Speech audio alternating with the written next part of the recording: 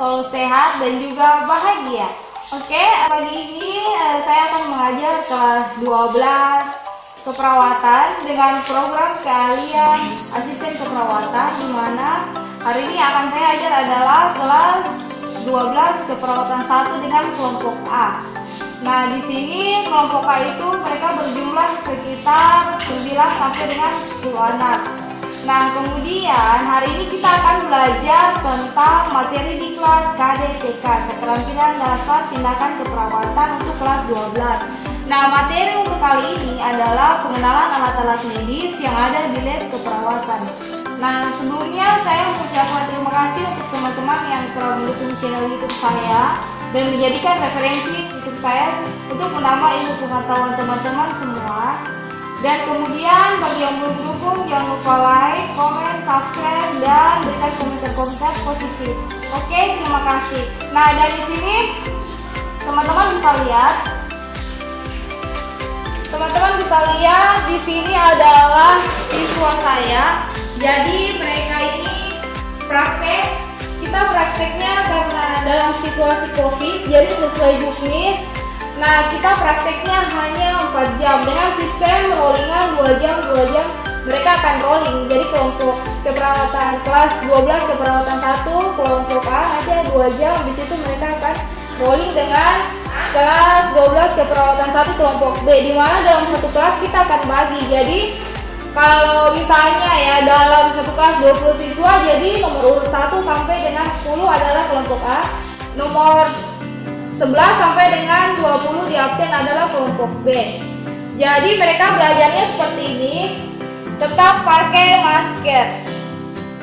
Oke, perkenalkan dulu namanya siapa ini? Perkenalkan, nama saya Martinus Pelikan Mana. Lalu semangat.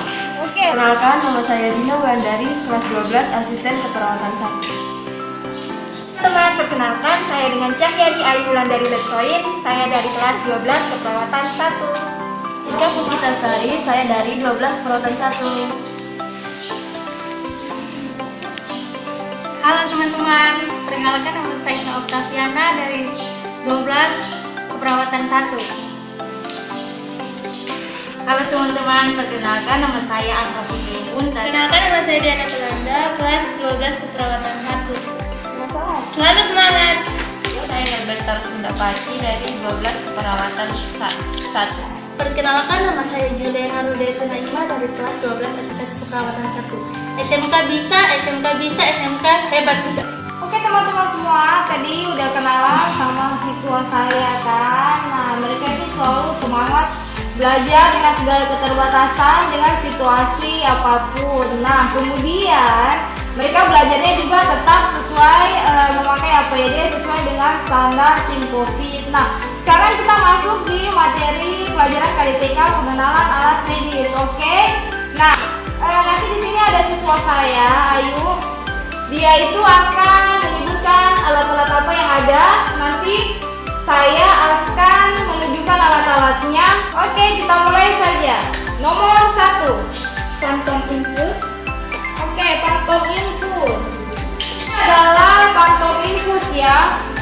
Teman-teman bisa lihat semua, ini adalah kantong infus. Di mana fungsinya adalah, anak-anak fungsinya apa?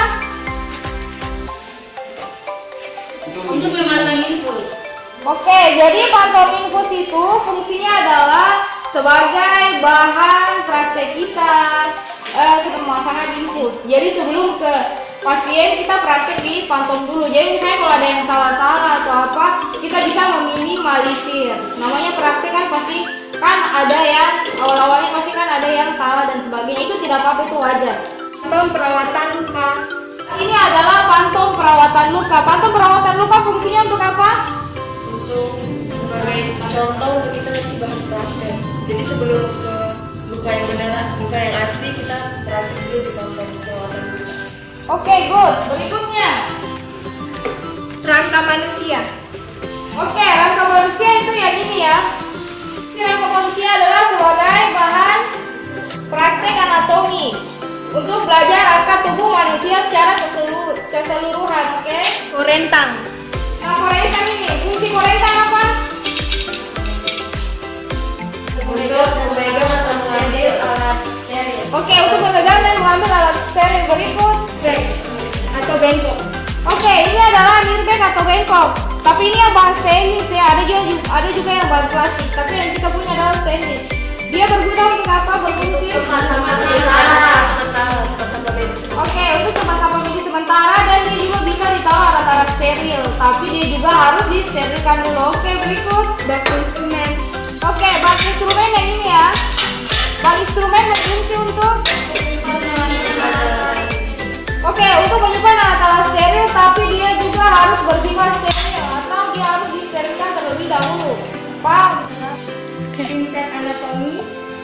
Oke, ini adalah pinset anatomi. Bisa dikasih lihat sini. Nah, dan di sini adalah pinset chirurgis. Jadi bedanya adalah pinset anatomi dia tidak bergerigi. Kalau pinset chirurgis itu dia punya gerigi. Nah, di mana fungsi dari pinset anatomi ini? Fungsinya apa? Oke, dia itu untuk perawatan luka, bisa untuk mengambil alat-alat, kasa dan sebagainya. Nah, kalau pinset chirurgis ini dia berfungsi dalam perawatan luka untuk mengambil jaringan-jaringan luka atau jaringan-jaringan nekrotik yang susah ya. Jadi misalnya kalau ada jaringan-jaringan mati, nanah, pus dan sebagainya, nah ini dia bergeriginya ini yang berfungsi untuk mengambil dan mengangkat. Kalau pinset anatomi dia tidak bisa karena dia tidak bergerigi. Oke, berikut Spekulum hidung. Nah, ini adalah spekulum hidung. Dia itu digunakan dalam pemeriksaan fisik ya. Spekulum hidung dia berfungsi untuk membuka lubang hidung. Nah, nanti di mana membuka lubang hidung, terus nanti akan dilakukan pemeriksaan fisik pada area hidung. Apakah ada benjolan, massa dan sebagainya. Terus Tromol. adalah tromol ya. Fungsi dari tromol apa? Oke, fungsi dari tromol adalah dia seperti ini di dalamnya. Dia berfungsi untuk menyimpan alat-alat yang steril, tapi dengan catatan tromol juga harus bersifat steril dan harus sudah disterilkan. Cairan RL. Nah, cairan RL ini adalah cairan RL atau ringer laktat ya. Untuk menambah cairan di dalam tubuh. Misalnya pada pasien-pasien yang dehidrasi. Mengerti? Berikut Cairan NaCl. Oke, cairan NaCl, ini cairan NaCl juga sama. Ya memang sedikit kayak gini ya, karena kan sebagai contoh. Nah, kita juga biasanya pakai untuk perawatan luka di UKS. Tiba-tiba kalau misalnya ada guru, siswa atau warga sekolah yang yang misalnya luka. Nah, NaCl juga untuk menambah cairan. Selain itu, dia juga berfungsi untuk perawatan luka. Karena dia itu menumbuhkan sel-sel baru. Berikut Cairan glukosa. Oke, cairan glukosa. Cairan glukosa ini dia berfungsi untuk menambah cairan dalam tubuh. Terus kemudian ada kadar glukosa atau gula. Jadi berfungsi untuk menambah energi. Biasanya pada pasien dehidrasi berat, malnutrisi, tapi harus sesuai dengan instruksi dari dokter. Betadin cair, di mana dia berfungsi dalam proses perawatan luka ya. Berikut Alkohol. ini adalah alkohol, di mana dia berfungsi sebagai cairan antiseptik dalam proses perawatan medis. Apalagi Kasa. Oke, ini kasa. Kasa berfungsi untuk perawatan luka. selain perawatan luka apa? Berfungsi untuk membungkus luka. Oke, tepuk tangan. Oke, jadi kasa itu dia berfungsi dalam proses perawatan luka, yaitu berfungsi untuk membungkus luka dan sebagainya. Jadi banyak manfaatnya. Teman-teman bisa searching di internet. Tapi jangan lupa kasa ini dia harus disterilkan dulu, oke? Oke, ini adalah kapas. Nah, di mana kapas ini dia berfungsi membersihkan luka dan sebagainya dalam perawatan medis. Nah, terus kemudian teman-teman jangan salah ya, karena kapas di dalam pelayanan medis, keperawatan itu beda dengan kapas luka. Jadi ini ada kapas luka, itu dia beda dengan kapas wajah ya. Jadi jangan sampai teman-teman bilang oh semuanya sama, tidak, itu kapasnya beda. Jadi untuk perawatan medis kapasnya ada sendiri, terus untuk kapas muka itu ada sendiri, jadi beda.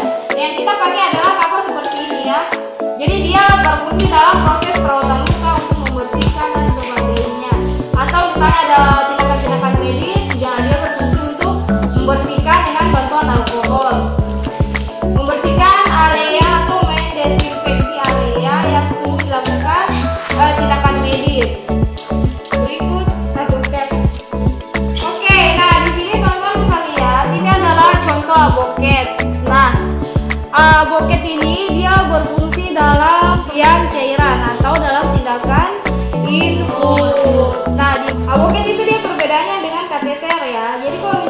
boket itu terletak pada nomornya. Nah kalau misalnya boket dia punya nomor itu nomornya kecil, berarti bendanya itu besar, ukuran bendanya besar ya.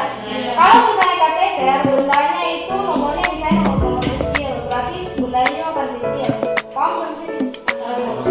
Ya misalnya ini kayak macam mau boket 22, 24 itu saya itu kecil, nanti kalau misalnya 16 dan sebagainya itu dia besar. Bendanya besar ya, itu perbedaannya. Oke, berikut set infus dan blood set. Ya, ini adalah set infus. Di sini dia mereknya Big Brown ya. Nah, set infus ini terbagi menjadi dua. Ada makro untuk dewasa dan ada mikro untuk anak-anak. Nah, di sini dia itu makro untuk dewasa. Kalau yang ini dia itu bersifat mikro ya. Perbedaan makro dengan mikro adalah kalau makro itu di dalamnya tidak ada jarum. Di dalam untuk tetesan infusnya itu dia tidak ada jarum ya. Kalau misalnya mikro di dalam tempat cairan tetesan infusnya itu pasti ada jarum, itu perbedaannya. Nah ini adalah blood set, jadi mirip-mirip dengan set infus ya, tapi dia fungsinya beda. Kalau blood set dan blood itu bahasa Inggris artinya darah, dia berfungsi dalam proses transfusi darah. Jadi kalau yang infus makro atau mikro itu berfungsi untuk pemberian terapi cairan pada pasien anak atau dewasa. Kalau yang ini untuk transfusi darah. Oke, berikut selang NGT. Oke, ini adalah selang NGT, teman-teman bisa lihat ya. Nah ini adalah selang NGT, dimana NGT ini dia berfungsi dia ke sarana untuk memasukkan makanan melalui selang ini. Misalnya kalau ada pasien dia itu bermasalah untuk dalam refleks menelannya, atau misalnya pasien koma dan sebagainya kan, nah nanti bisa diberikan cairan makanan atau nutrisi di lewat pipa lambung. Jadi NGT namanya adalah pipa lambung ini ya. Jadi dikasih masuk nih makanan lewat sini. Kateter. Selang kateter ya. Nah, selang kateter ini dia berfungsi sebagai alat dalam proses urinal atau pembuangan urin pasien. Jadi misalnya ada pasien yang bermasalah tuh sama proses berkemihnya atau organ-organ berkemihnya. Nah, dia itu bisa dibantu dengan alat kateter ini supaya dia itu bisa berkemih atau buang air kecil. Berikut urin bag. Oke, teman-teman bisa lihat ini adalah urin bag ya. Jadi di mana dia berfungsi untuk menampung urin pasien yang telah dikeluarkan. Jadi misalnya kayak gini, nanti ada labnya sendiri ya. Nah jadi misalnya ini dikasih masuk kan urinnya, dikasih masuk kan di selang kateter. Nah kayak gini. Nah kemudian yang ini akan dimasukkan di organ genitalia laki-laki ataupun perempuan. Nah kemudian ini akan misalnya urinnya ini mengalir dari sini ya, dia akan masuk nih tertampung di dalam urin bag. Langsung ke sini. Nanti itu lebih jelasin, nanti ada labnya sendiri ya. Berikut plaster. Oke, plaster. Fungsi plaster apa? Itu merekatkan. Oke, bukan merekatkan ya, untuk merekatkan alat-alat medis yang butuh untuk direkatkan. Langsung sini. Oke, berikut apa lagi? Hepafit. Oke, hepafit juga fungsinya sama ya, sebagai bahan perekat untuk alat-alat medis. Apa lagi? Jelly. Oke, jelly. Fungsi jelly kan pelumas. Mas NGT bisa. Oke, sebagai bahan pelumas dalam tindakan asuhan keperawatan untuk alat-alat tertentu agar memudahkan dipakai ya, atau digunakan. Misalnya kalau kayak macam NGT, supaya pasiennya tidak merasa sakit dimasukkan. Nah berarti dikasih misalnya kayak kateter, nah ini sebagai bahan pelumas ini. Terus berikut apa? Squeeze. Oke, di sini kita punya squeeze, ada 1 cc dan 3 cc. Nah, di mana squeeze 1 cc dia berfungsi untuk skin test. Jadi misalnya ya ada obat, golongan antibiotik dan sebagainya. Nah, kita nih memasukkan nih ke dalam tubuh pasien. Oh, itu kadang kan ada yang alergi obat. Jadi kita bisa menggunakan squeeze 1 cc dengan suntikan di bawah kulit. dengan sudut hanya 15 derajat. Nah, jadi habis itu baru kita tunggu. Jadi fungsinya itu seperti itu. Untuk speed test, jadi uji coba untuk uji coba antibiotik. Karena dia kan dengan suntikan di bawah kulit ya, jadi seperti ini kecil 1 cc. Nah, bisa juga untuk IM sesuai dengan anjuran dan sesuai dengan anjuran dan juga tindakan yang akan dilakukan. Kalau ini yang 3 cc, dia juga berfungsi untuk pengambilan darah ya. Bisa, terus IM juga bisa. Disesuaikan dengan kebutuhan dan kondisi pasien. Kalau di sini kita punya ada 50 cc.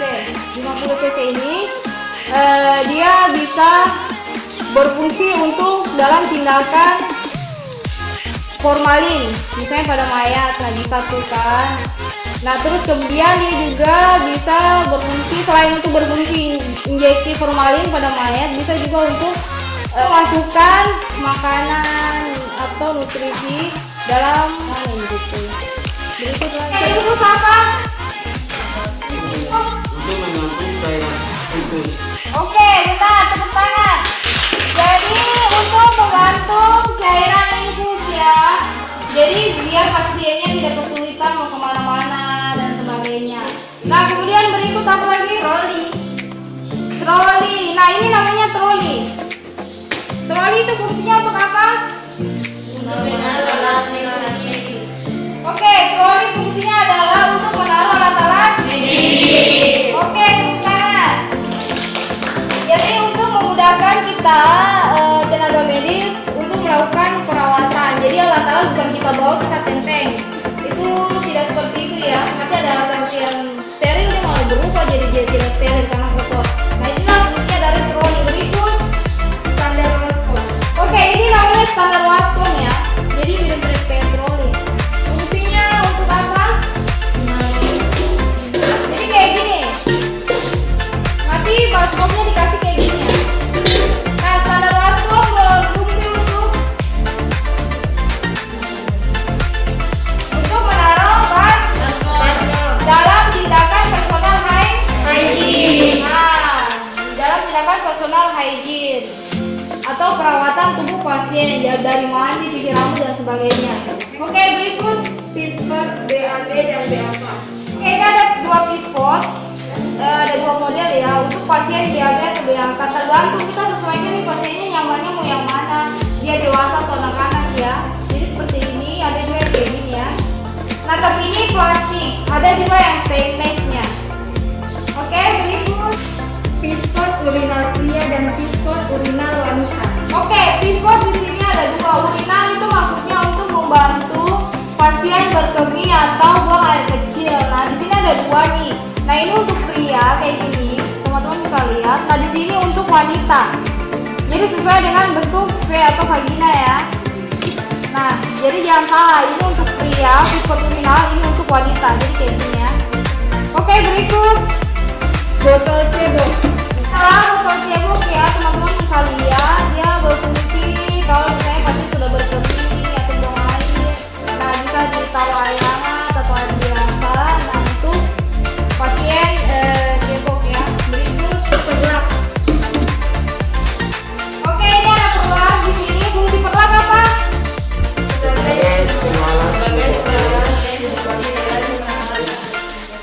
Oke, jadi di sini teman-teman bisa lihat fungsi dari perlak adalah sebagai pengalas untuk tubuh pasien atau klien yang akan dilakukan tindakan medis. Jadi misalnya kita melakukan nih tindakan berat atau memandikan dan sebagainya, nah itu biar memudahkan. Jadi misalnya memandikan airnya nggak merembes kemana-mana, tapi kan ini bukan cuci nanti bisa pakai kurang besar. Kalau misalnya tindakan pemasangan infus dan sebagainya kan nanti pada saat pemasangan dia nanti cairan pasien atau dan sebagainya itu tidak menular ke perawat. Jadi kan dialasi jadi supaya misalnya darah atau cairan obat dan lain itu tidak merembes kemana-mana.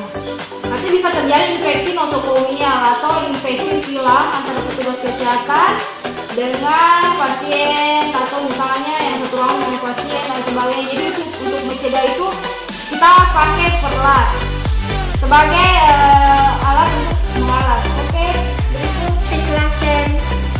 Ini adalah stiklaken ya.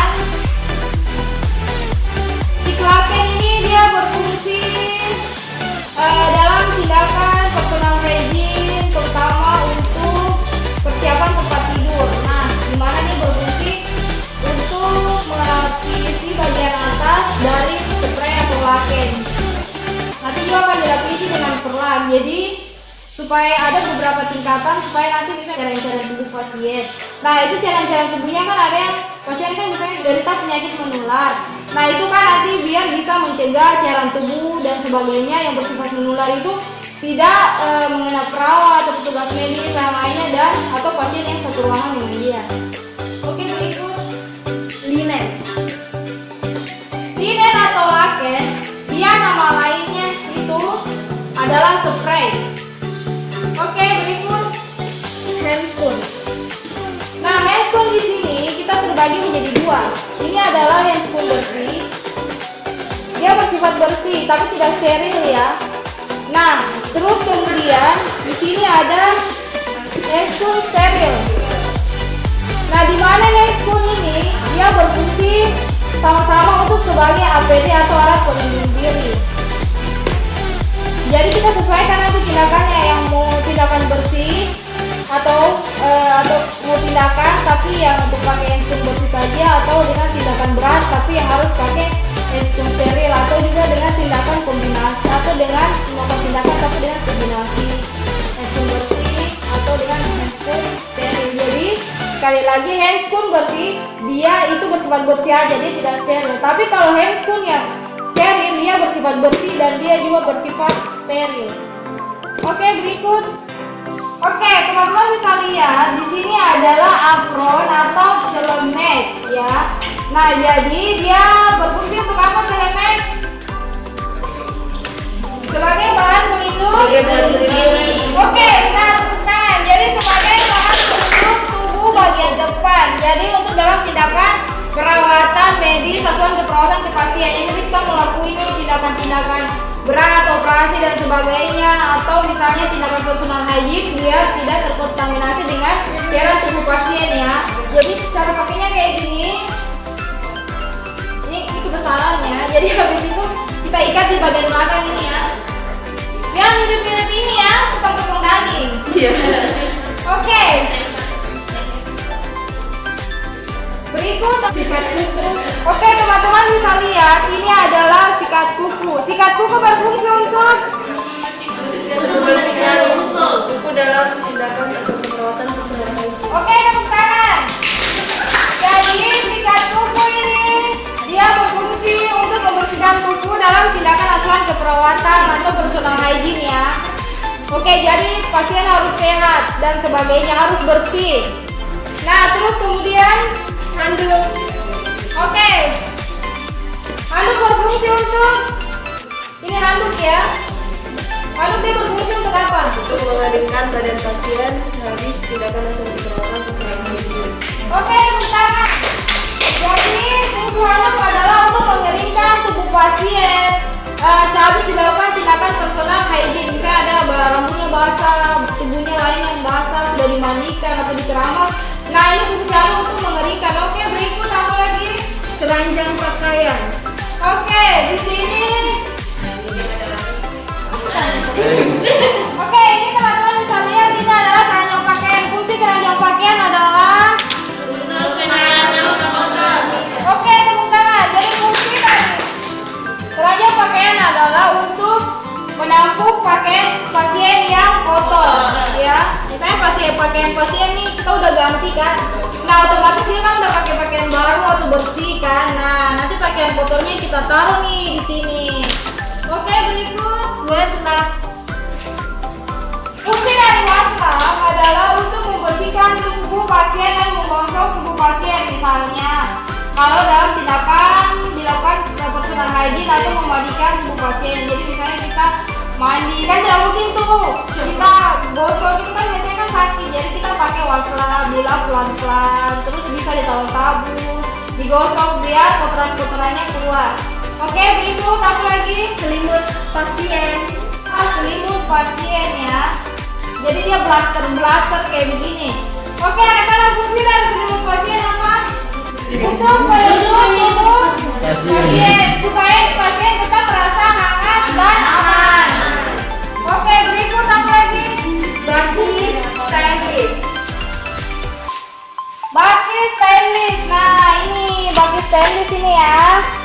Fungsi dari batu stainless apa? Karena kan ada yang plastik, ada yang stainless. Nah di sini yang diminta adalah stainless nih. Fungsinya apa yang batu stainless? Untuk membawa. Oke, benar, tepuk tangan. Untuk membawa alat-alat medis. Berikut apa lagi? Samsiran. Oke, jadi sampiran. Nah, sampiran itu dia seperti gorden juga ya. Ini kayak gini nih. Tapi tapunya masih dalam proses pembuatan ya. Mungkin dari sampiran itu apa? Memberi batasan antara Oke, berfungsi untuk memberi batasan antara pasien yang satu dengan yang lain, atau misalnya untuk menjaga privasi klien. Misalnya mau dilakukan tindakan-tindakan, misalnya tindakan-tindakan yang harus dilakukan untuk menjaga dia punya privasi, atau misalnya tindakan-tindakan untuk membuka pakaian dan sebagainya. Jadi hanya perawat dan pasien yang tahu. Jadi kita jaga privasinya tuh, maka itu harus ditutup dengan menggunakan sampiran. Oke, berikut. Dengan berat badan. Oke, ini adalah timbangan berat badan, teman-teman bisa lihat. Fungsi dari timbangan itu apa? Untuk menimbang berat badan. Oke, bukan. Untuk mengukur berat badan pasien. Berikut. Kom. Oke, jadi di sini adalah kom. Kom ini adalah kom, di sini adalah kom stainless kecil, di mana dia berfungsi untuk menaruh cairan-cairan antiseptik, betadine atau enacel dan sebagainya dalam proses perawatan luka. Oke, berikut tensimeter. Ini adalah tensimeter ya. Kita punya tensimeter ini. Berfungsi dari apa? Fungsinya apa tensi? Mengukur tekanan darah. Oke, ini tensimeter ya. Oke, fungsinya adalah untuk mengukur tekanan darah. Nah, kemudian itu tadi tensimeter. Di sini kita juga punya tensi air raksa. Nah, tensi air raksa itu dia sama, dia kayak gini ya. Fungsi dari tensi air raksa itu apa? Oke, fungsinya sama untuk mengukur tekanan darah, tapi dia di sini menggunakan air raksa, oke? Ya. Tapi fungsinya sama aja. Setelah tensimeter digital atau otomatis, nanti kayak gini nih di depan. Nah, dia ini sama aja berfungsi untuk mengukur tekanan darah, tapi dia otomatis. Bukan perawatnya yang tensi, tapi langsung alatnya. Tapi kadang banyak yang mengeluh, kadang kalau misalnya lagi lowbat baterainya dan sebagainya, kadang hasilnya kurang fix. Jadi bagus pakai tensimeter atau dengan tensi air raksa. Berikut stetoskop. Nah, ini adalah stetoskop. Nah, jadi cara pakainya nanti bisa ditaruh di telinga kayak gini ya. Taruh di telinga, terus kemudian kita tempel nih misalnya ke jantung pasien atau misalnya perut dan sebagainya. Stetoskop berfungsi untuk mendengar detak jantung, denyut nadi, terus peristaltik usus dan sebagainya, atau berfungsi untuk mendengar bunyi. Oke, ini adalah termometer. Ini adalah termometer digital dan ini adalah termometer air raksa ya. Teman-teman bisa lihat perbedaannya. Kalau termometer digital ya sebelum dipakai harus diaktifkan, terus kemudian ditaruh nih di ketiak pasien 10-15 menit. Nah, kalau yang ini air raksa juga sama. Nah, tapi raksanya itu harus dikasih turun dulu sampai di bawah angka 35. Kemudian habis itu baru kita taruh di ketiak pasien 10-15 menit. Kalau misalnya demam nanti dia akan naik. Nah, suhu tubuh normal adalah 36 sampai dengan 37,5 derajat Celcius. Jadi kalau di bawah 36 atau 35 ke bawah itu berarti hipotermi. Kalau misalnya 37 di atas 37,5 derajat Celcius atau 38 ke atas berarti hipertermi atau suhunya naik dan bisa dikatakan pasien dia sedang demam. Partai lidah. Ini teman-teman bisa lihat sepakai lidah ya seperti ini. Jadi spatelida dia berfungsi dalam pemeriksaan medis atau pemeriksaan fisik, di mana dia akan memudahkan dokter atau perawat dan sebagainya, para medis yang memeriksa untuk mengetahui ini apakah di dalam mulut itu ada masalah dan sebagainya.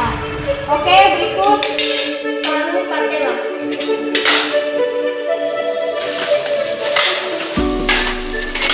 Oke, ini adalah paru patella. Jadi berfungsi dalam tindakan pemeriksaan fisik untuk melihat gerakan refleks pada pasien, apakah dia ada bermasalah pada refleks motorik atau gerakannya atau tidak. Jadi alat yang digunakan adalah paru patella. Berikut Just lab. jas lab ini dia berfungsi kita pakai pada saat praktek di lab. Karena kenapa dia berfungsi sebagai alat pelindung diri untuk melindungi tubuh yang pakai dari misalnya cairan atau bahan-bahan kimia dan sebagainya. Berikut Baju oka. Nah, baju oka ini seperti yang saya pakai. Jadi baju oka seperti ini. Nah, fungsi dari baju oka yang saya lagi pakai ini banyak warnanya ya, tapi kan saya lagi suka dengan warna biru, jadi saya pakai warna biru. Jadi baju oka itu kita pakai pada ruangan kegawat daruratan dan misalnya juga bisa di ruang operasi, ruang ICU, atau di ruang UGD. Jadi kita pakai di ruang untuk kegawat daruratan, di mana untuk sebagai APD melindungi tubuh si tenaga medis tersebut. Oke, berikut Tourniquet. tourniquet. Dia berfungsi pada tindakan lumayan tindakan berat ya, misalnya untuk pengambilan darah, infus, transfusi dan sebagainya, di mana dia itu berfungsi untuk membendung vena atau aliran darah, di mana kalau bisa kita mengambil sampel atau misalnya kita memasukkan cairan dalam tindakan infus dan sebagainya, dia berfungsi untuk membendung vena atau aliran darah. Terus apa lagi? Tongkat empat kaki. Nah, tongkat empat kaki. Fungsi dari tongkat empat kaki ini. Nah, jadi cara pakainya itu kayak gini ya. Jadi cara pakainya itu fungsi dari tongkat empat kaki itu kayak gini ya.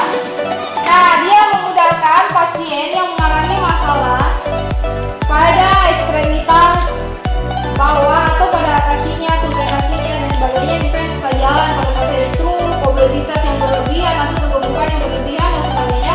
Dan dia membantu nih pasien untuk jalan, biasanya pada lansia juga, atau osteoporosis atau bungkuk ya, pada tulang belakang. Nah, yang susah jalan nih dibantu. Jadi kalau menurut bisa kayak gini. Oke, berikut Kursi roda. Nah, kursi roda atau berangkat di sini ini kursi roda atau berangkat. Nah, dia berfungsi untuk mengangkut pasien atau membawa pasien. Misalnya kalau misalnya ada pasien mau dibawa ke ruangan atau misalnya mau dipulangkan ya, kita biasa pakai ini ya untuk mengangkut pasien. Berikut Buli-buli dan kirbat es.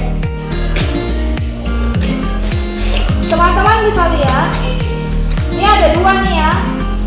Ada buli-buli itu yang ini yang namanya kirbates. Jadi jangan sampai salah. Nah, buli-buli itu seperti ini, di mana dia berfungsi dalam tindakan medis atau keperawatan itu kompres. Mereka berdua yang berfungsi nih dalam tindakan kompres. Cuma bedanya, kalau buli-buli tindakan kompres untuk air hangat. Oke, good. Kalau yang kirbates jadi berfungsi dalam kompres di dingin. Jadi yang dikasih masuk dibuka kayak gini ya. Ya nanti ini kan dibuka tutupnya kan. Dibuka tutupnya, terus nanti yang dikasih masuk adalah es batu. Oke. Nah, jadi kirbates itu kayak gini. Karena yang dikasih masuk es dia namanya kirbates. Kalau buli-buli yang dikasih masuk adalah air hangat. Jadi nanti dibuka kayak gini, nanti air hangatnya yang dikasih masuk. Jadi mereka berdua berfungsi dalam tindakan kompres. Cuman yang ini buli-buli untuk kompres hangat. Nah, nanti kalau yang kirbates adalah untuk kompres dingin. Oke, berikut oximetri. Oximetri ini adalah oximetri saturasi oksigen. Jadi biasanya teman-teman nonton nih di sinetron kan, ada pasien koma, tiba-tiba apa tuh yang di tangannya? Nah ini namanya oximetri kayak gini ya, untuk mengukur saturasi oksigen atau kadar oksigen dalam tubuh pasien. Oke. Berikutnya baskom. Nah baskom, ini baskom, dia berfungsi untuk menampung air. Gayung sama ya, untuk dia berfungsi untuk menimbang ya. Kalau gayung, gunting kuku atau pemotong kuku. Oke, gunting kuku atau pemotong kuku seperti ini, dia berfungsi dalam tindakan personal hygiene bagi pasien. Jadi misalnya ada pasien nih, kita mau kasih mandi, terus habis itu kita mau manicure, pedicure, kita kasih bersih, jadi kita pakai gunting kuku. Berikut. Oke, ini adalah masker non rebreathing mask ya, seperti ini ya. Oke, berikut ini adalah contoh simple mask. Jadi maskernya simple nih kayak gini. Ya seperti ini. Nah, misalnya ada pasien nih, dia itu mual muntah, tapi dia juga sesak nih. Nah, kita nggak bisa gunain yang ini ya. Tapi maksudnya pasiennya sadar, cuma dia mual muntah nggak bisa.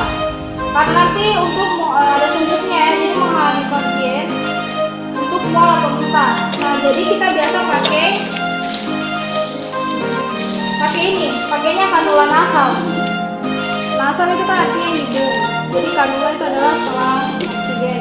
Jadi pakainya kayak gini, misalnya pasiennya sesak, tapi dia ada mual muntah dan sebagainya, pakainya ini. Nanti untuk lebih jelas nanti di lab berikutnya pemasangan oksigen. Berikut flow meter oksigen. Nah, jadi sekarang kita masuk ke alat oksigen. Nah, flow meter tuh yang ini ya, dimana dia berfungsi untuk mengatur kadar oksigen, jumlahnya berapa nih yang akan kita berikan, berapa liter nih yang kita akan berikan ke pasien. Apalagi humidifier di sini nanti diisi nih dengan air steril. Nah, dia berfungsi untuk menampung air steril dan sebagainya. Nanti dia akan memberitakan juga apakah di sini ada oksigennya atau tidak nih. Kalau misalnya di sini nggak ada gelembung, berarti oksigennya habis. Apalagi manometer. Nah, manometer. Ini manometer ya. Untuk mengetahui ini tinggal berapa banyak nih misalnya oksigen yang terkandung di dalam tabung oksigen. Apalagi standar oksigen. Nah, ini standar oksigen ya. Dia berfungsi untuk membawa oksigen. Nah, oksigen yang kita punya ini yang kecil, ada lagi yang besar. Oke teman-teman, terima kasih sudah menonton video saya dan channel YouTube saya dari awal sampai akhir bersama siswa-siswa saya kelas 12 keperawatan 1. Nah, itu tadi adalah pelajaran KDTK atau keterampilan dasar dalam bidang keperawatan untuk materi pengenalan alat medis yang ada di lab kita. Nah, semoga bisa bermanfaat untuk teman-teman semua dan bisa menjadi referensi untuk menambah pengetahuan teman-teman semua. Apalagi misalnya di pandemi ini kan pastinya akan ada belajar di rumah secara online. Jadi bisa dibuka dilihat YouTube saya, dilihat video-video saya bersama siswa, praktek dan sebagainya. Nanti bisa dijadikan referensi untuk menambah pengetahuan. Oke, nanti Ajar sangat menyenangkan. Oke, yang lain masih semangat kan? Masih. Tunggu video selanjutnya ya. Oke, bye. Nah, terima kasih yang telah mendukung channel YouTube saya. Jangan lupa like dan subscribe bagi yang belum. Dan terima kasih, sampai jumpa.